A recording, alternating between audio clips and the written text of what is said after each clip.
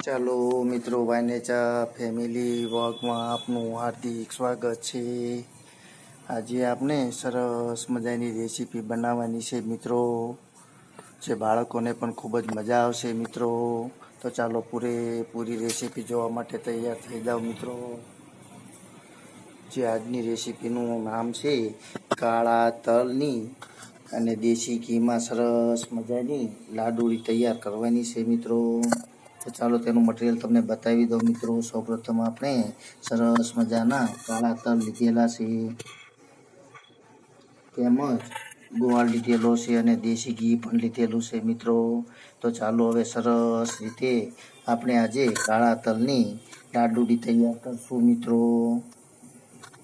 તમે પૂરેપૂરી રેસીપી જોજો અને આ રીતે બનાવજો કે જેથી કરીને બાળકોના લંચ બોક્સમાં પણ આવો નાસ્તો આપી શકાય મિત્રો। અને ખાવાની પણ ખૂબ જ સ્વાદિષ્ટ હોય છે અને ગુણકારી પણ છે મિત્રો। કારણ કે ઠંડીના સમયમાં આવા તલની લાડુળી ખવડાવવાથી ગરમી પણ પૂરતા પ્રમાણમાં આપણને મળતી હોય છે। તો ચાલો બનાવવાની શરૂઆત કરીએ। ચાલો મિત્રો, તમે જોઈએ સરસ રીતે આપણે તલને પહેલાં શેકીને તૈયાર કરવાના હોય છે મિત્રો। ત્યાર પછી આપણી સરસ મજાની લાડુળી બનાવવાની છે। તો કાળા તલને આપણે સરસ રીતે પહેલાં શેકી દઈએ।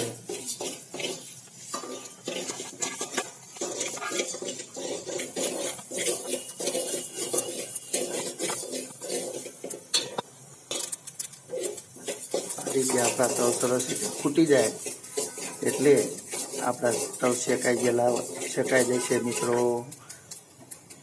ત્યાર પછી એને થોડીક વાર ઠરવા દઈશું અને ત્યાર પછી આપણી લાડુળી બનાવવાની શરૂઆત કરશું મિત્રો। ચાલો મિત્રો, થોડુંક આપણે દેશી ઘી અંદર ઉમેરેલું છે અને હવે આપણી સરસ મજાની કાળા તલની લાડુળી બનાવવાની શરૂઆત કરીએ। તેમાં થોડો ગોળ ઉમેરી દઈએ દેશી ઘીની અંદર અને તેને બરાબર ઓગળી જાય ત્યાં સુધી સરસ રીતે ઓગાળી લઈએ। એકદમ ધીમો ગેસ રાખવાનો છે મિત્રો, કે જેથી કરીને આપણો ગોળ દાઝી ના જાય।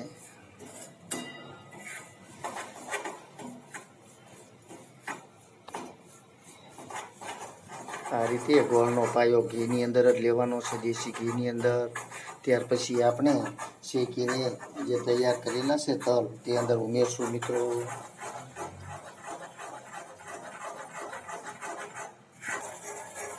ચાલો મિત્રો, સરસ મજાનો પાયો આવી ગયો છે ગોળ અને દેશી ઘીનો। તો અંદર આપણે શેકીને તૈયાર કરેલા છે તલ તે અંદર ઉમેરી દઈએ મિત્રો।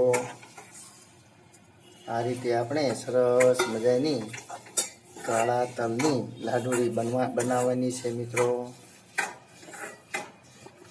તો ચાલો હવે આને મિક્સ થઈ જાય એટલે થોડીક વાર ઠરવા દે પછી આપણી લાડુળી બનાવવાની શરૂઆત કરશું।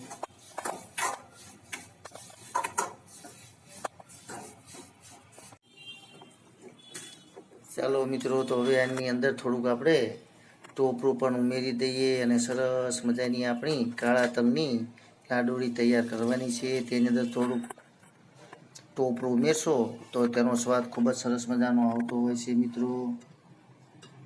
તો હવે સરસ મજાની આપણે લાડુળી તૈયાર કરવાની છે। થોડુંક ઠરી ગયું છે અને થોડુંક ગરમ પણ છે, કારણ કે સાવ ઠરી જાય ત્યાર પછી લાડુળી બનતી નથી, એટલે ગરમ ગરમ જ લાડુળી બનાવવાની હોય છે મિત્રો। તો સરસ મજાની આપણી લાડુળી તૈયાર થઈ જશે અને ખાવાની ખૂબ જ મજા આવશે। બાળકો ખૂબ ખુશ થશે મિત્રો। તો ચાલો હવે આ બધી જ આ રીતે આપણે લાડુળી તૈયાર કરી લઈએ। ત્યાર પછી હું તમને પૂરેપૂરો વિડીયો બતાવીશ મિત્રો, કે જેવી સરસ મજાની લાડુળી બની છે। તેમજ મિત્રો, તમે પણ એક વખત આવી સરસ મજાની લાડુળી બનાવજો અને ખાઈજો। કોમેન્ટ દ્વારા મને જણાવજો કે ખાવાની કેવી સ્વાદિષ્ટ બનતી હોય છે મિત્રો।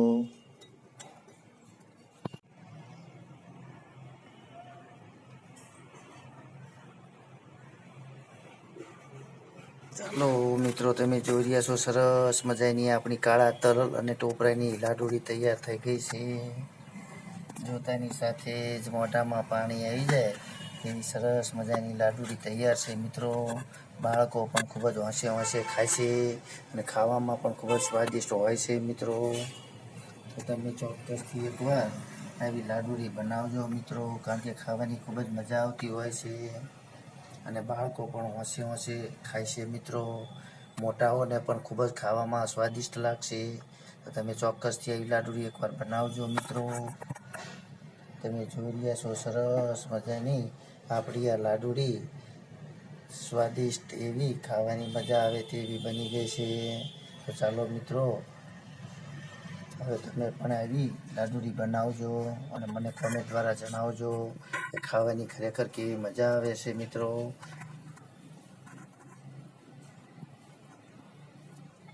તો ચાલો મિત્રો, તમને જો મારી આ રેસીપી ગમી હોય તો ચોક્કસથી શેર કરજો, લાઈક કરજો અને સબસ્ક્રાઈબ કરજો મિત્રો. તેમજ તમારા મિત્ર મંડળની અંદર મારા વિડીયોને મોકલજો મિત્રો.